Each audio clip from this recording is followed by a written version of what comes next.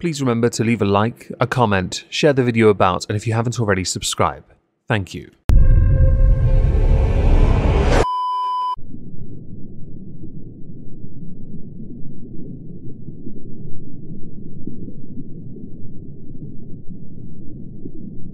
Well, isn't this just fantastic? Captain's Log, subdates 230411.9. I've got a funny feeling that Ensign Bork might try to steal the Gloriana-class vessel for Subfleet's glory. No, we won't allow that. So until further notice, he'll be, well, crucified. The crew could do with a laugh. We'll let him down when we are finished. Hello everyone, welcome back to another video. Today we are going to be speaking about an individual, a social media influencer, that I have spoken about a number of times. I had thought perhaps by covering them because they're a bit more of a hot topic, it would do well on this channel. I was wrong. I am going to be speaking today of Dylan Mulvaney, on the however many days currently to girlhood, or as a girl, or as a woman. I actually don't know anymore. I'm getting really confused. Last week we spoke about the Bud Light endorsement. Now, on the face of it, it means nothing to me. It means nothing to most of the United Kingdom, in fact, because Bud Light isn't really as much a thing here as it is in other countries, America more notably, because it turns out we drink proper stuff, and none of that light shite. But the idea of companies, big companies that some of whom sponsor big sports events, endorsing Dylan is quite strange. It wasn't long after Dylan had actually done a number of TikTok videos and YouTube things, Instagram things, promoting and talking about tampons to remove, reduce, and quell the stigma. I have no idea what the stigma is, but I'm sure it's something of importance. And I had honestly believed that it was more of a, here look, this one's inclusive. It comes with a little sachet of tomato ketchup. What you have to do is clench it with your thighs and there you go. You get your own version of Shark Week because you want tomato ketchup near your genitalia. Now, all that nonsense aside, we're going to talk about a more recent controversy that actually comes after Bud Light. So a week later, we have 3 separate people, all within the realm of sport, who have criticised a sporting company for linking up with Dylan Mulvaney. The thing with this company is that they're hardly new to controversies. The company in question is Nike. In 2019, they were forced to recall these trainers because Colin Kaepernick, a mascot for them, free agent quarterback, said they were a bit racist. It was offensive. I'm not familiar with your short-term history, so do forgive my ignorance on that. Hell, when you linked up with Kaepernick, you did a 30th anniversary Just Do It slogan with Colin Kaepernick. That itself caused problems, although I think it made them more money because people started burning their Nike trainers. From 2011 onwards, until 2022 I think, Nike were involved with Kyrie Irving, an NBA player. In 2018, Irving was kind of criticized because of his part in a Amazon thing which contained anti-Semitic tropes. Guilt by association came into full effect on that one. I guess what's really fascinating about all of that is, no matter what he does, Tiger Woods is still endorsed by Nike. So with that, we can just get straight into Dylan and talk about the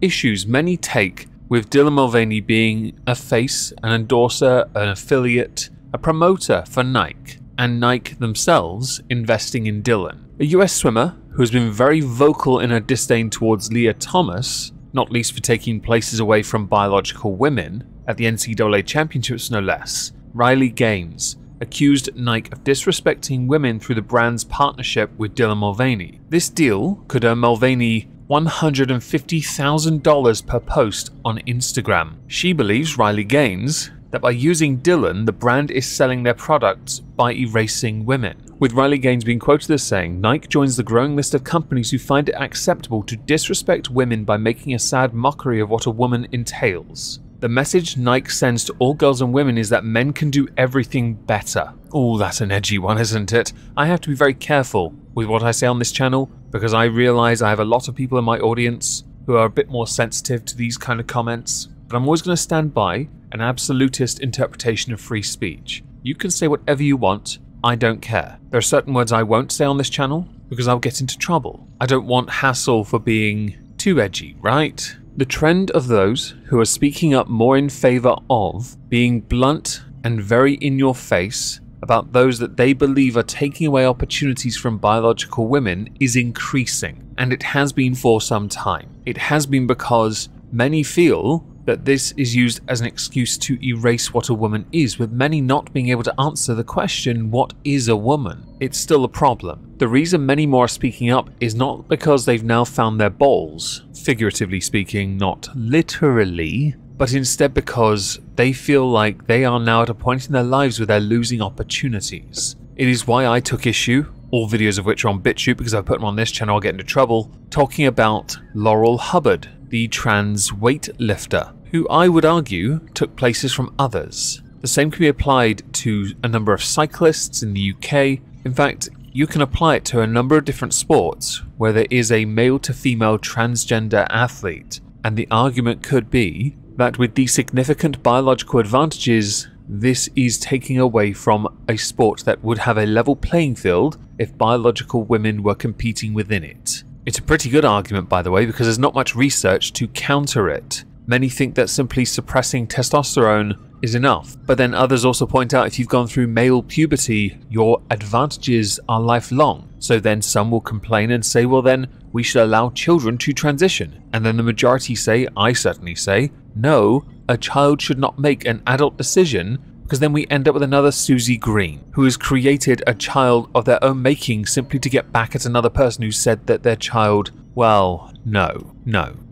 We don't do this here, okay? You don't transition children, therefore, you have to go through your respective biological sex's puberty. And then as an adult, you make the decision, an informed one at that, with a vast amount of doctors involved in your life, yes, oh no, invasive, trying to ascertain what you really are, who you really are, and whether it is correct to have you tread a certain path. This seems reasonable, by the way. Yes, that's why Tavistock got closed down. Now, Riley Gaines' point is on record. We're going to go to another person now. And I should point out, this one is also a swimmer. And then we're going to move to another athlete, both of whom in their own right are regarded as legends. The first is Sharon Davis, the second, Caitlyn Jenner.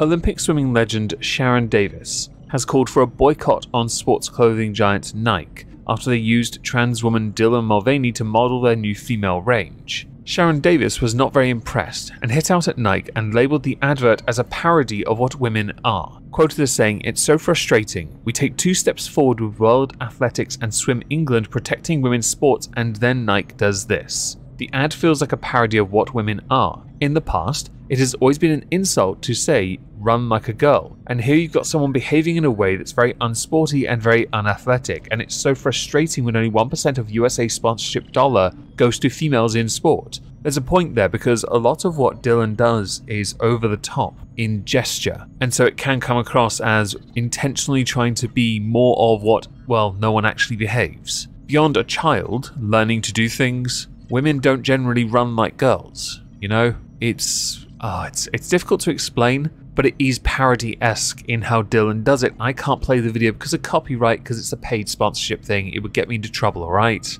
It's a ball ache. But also this does raise the issue concerning sponsorships for women in sports, because they themselves don't get much funding at the best of times. If someone is trying to raise the bar, make it a bit more equal, do you take it away from biological women? There are some faces in relevant sports that are female who do deserve more than what they get. Take women's boxing. Casey Taylor would be a fantastic person to use to promote women's boxing. Cecilia Brækhus was before her, and she was fantastic. You could also use Clarissa Shields, and I'm sure she has a deal as well, but let's face it here, not the most active. You want people who are active on social media, of course you do, and social media is a fantastic market to promote your product. But when you use someone who does over-the-top interpretations, it comes across as a bit, well, insulting, no doubt, to those who are female, biologically female that is, who wish to be treated with a bit more dignity and respect, and not like they appear to be some kind of weak tea sitcom. Sharon Davis also added, that Nike would do this feels like a kick in the teeth. We can protest,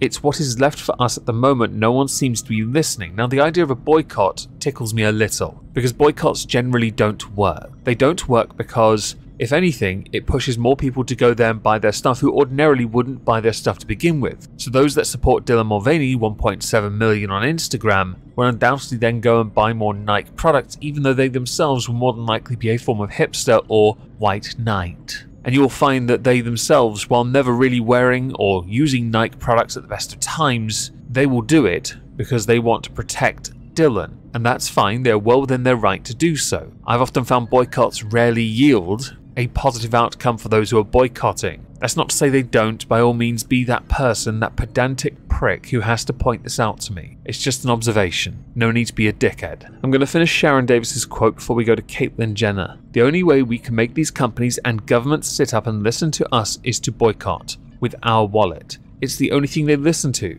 Dylan is advertising sports bras when there's nothing to put in the sports bra, when actually it's really important women get proper support when they do sport. It just doesn't make sense. For a long time, Nike sponsored Allyson Felix, one of the world's most incredible track athletes. Then when Allyson got pregnant, they reduced her sponsorship by 70% when she had something to happen to her that happens only to women. Women are being treated with total disdain at the moment, particularly in the world of sport where physiology makes so much difference. The sly dig about nothing to put in a sports bra, that did tickle me. And Allyson Felix was actually fantastic. I always preferred Christina Harugu. I thought she was a fantastic distance runner. But yeah, Allyson Felix is good. Turning things that are reasonably important, quite important in fact, especially for females, highlighting the disparities and discrepancies should adequately convey why Sharon Davis takes great issue with this problem, or with Dylan Mulvaney being the face or a face, one of the many faces of Nike. FYI, I don't really use Nike myself. I've always found their trainers to be remarkably uncomfortable. Like the Air Maxes, for example, actually horrible. It feels like I'm walking with a concrete slab underneath my feet. I don't understand. I've always preferred other manufacturers. Reebok ZigTex were my favourite, and the nearest I've found to comfort these days is actually a YouTuber called Calix. His no two-ways trainers are very nice, very comfortable, and quite long-lasting, unlike Nike Air Maxes. So courtesy of LBC, Caitlyn Jenner has hit out at woke Nike for using transgender women to promote a range of sports bras. Caitlyn Jenner, as many of you know, formerly Bruce Jenner, an Olympic legend in their own right, slammed Nike by saying, as someone that grew up in awe of what Nike co-founder Philip Knight did, it is a shame to see such an iconic American company go so woke. We can be inclusive, but not at the expense of the mass majority of people, and have some decency while being inclusive. This is an outrage. Adding on Twitter that she didn't blame Dylan Mulvaney for doing the deal herself, saying, a little context. I did a collab with H&M. I had done many athletic brand collabs over the years as a successful athlete. I don't blame Dylan, smart move. Also saying, equality is greater than inclusivity. Stop trying to erase women. The differences between men and women are real and a good thing. It doesn't make trans people a bad thing either. Why is it so black and white with the radical rainbow mafia? And there are a number of very valid points here. How the majority will see this is as if Dylan is treating these items of clothing that are being promoted and linked to Nike so you can purchase them as if they are a novelty item to Dylan. It can certainly be interpreted as such. The over-the-top mannerisms do not help. Caitlyn Jenner gets a fair amount of crap. A fair amount. Because I believe, isn't Caitlyn conservative? Yeah, that's a brave move. Very brave considering where Caitlyn lives. The LBC article though does point out there are some that don't take issue with the ad. An LBC caller said, well, didn't we start out originally when J.K. Rowling said wear what you like, dress how you like, and now we're at the point where we're being told we can't dress how we like? When the host said, oh, you can wear what you like, this person responded, well, we can't, can we, because someone has put an Instagram post up of a trans woman wearing a Nike bra, and suddenly Andrew had to interrupt and say, it's more than that. This is a big-time campaign put out by a major corporate, I believe the biggest sports brand in the world, and they're using a trans woman to advertise clothing for women, and some women are offended. It kind of goes on further, with a rather amusing false equivalence of the caller in saying, well, I'm 34G, you know, I don't wear a bra, can I walk topless down the street then if I'm a man? As everyone keeps saying to me. It's reductio ad absurdum and cliche, but we're going to go back to Caitlyn Jenner's comments, because they're correct. Caitlyn Jenner is 100% correct about this. Equality is greater than inclusivity, but apparently the idea of meritocracy is usually where this gets a bit muddy. It can come across as erasing women because that sponsorship deal could have gone to someone else, someone who is biologically female and no doubt underfunded, but this is an influencer, not an athlete. Not the same thing, but you are promoting a sporting clothing. I'll add additionally, Nike stuff is generally inferior. So is it a good idea that sport companies like Nike hook up with people like Dylan Mulvaney? Or do you think that it is perhaps a bad idea That could in turn lead to more exclusions for biological women who themselves may deserve the opportunity to promote these products to make their lives better as well. Nike do have rather deep pockets, and they do link up with a lot of different people. They're known for this over the years, but they're not stupid. They know there's money to be made in the hills of Mulvaney. Those hills are not in the sports bra. Don't try me.